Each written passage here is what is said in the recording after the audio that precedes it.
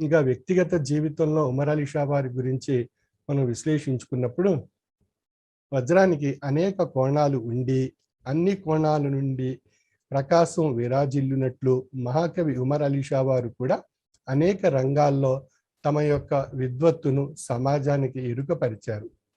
మహాకవిగా ఆయన రాసిన సాహిత్య కావ్యాలను చదివి ఆదర్శంగా స్వీకరించి, వక్తగా వారి ప్రసంగాలను విని స్వతంత్ర అభిలాషులై అనేక రంగాల్లో వికసించిన మహనీయులు ఎంతోమంది ఉన్నారు.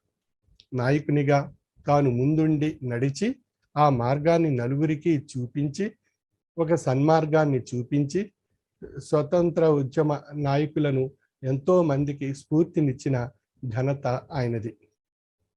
మహావక్తగా, శాసనసభ సభ్యునిగా, ప్రజాప్రతినిధిగా, సంఘ సంస్కరణాభిలాషిగా, వేదాంతవేత్తగా ఆయన చేసిన కృషికి తగిన ఫలితాలను నేటి సమాజం ఇప్పటికీ గుర్తుంచుకొని వారి పేరున సాహితీ సభలు, విగ్రహావిష్కరణలు, రేడియో కార్యక్రమాలు, తపాలా స్టాంపులు, ముద్రణ వంటివి జరుగుతున్నవి. అంటే ఆయన ఒక మహోన్నత వ్యక్తిత్వంగా తెలుగు సమాజంలో అన్ని వర్గాల వారికి ఆదర్శనీయంగా నిలిచారు అన్న సత్యం ముమ్మాటికి నిజం అని తెలియబడుచున్నది.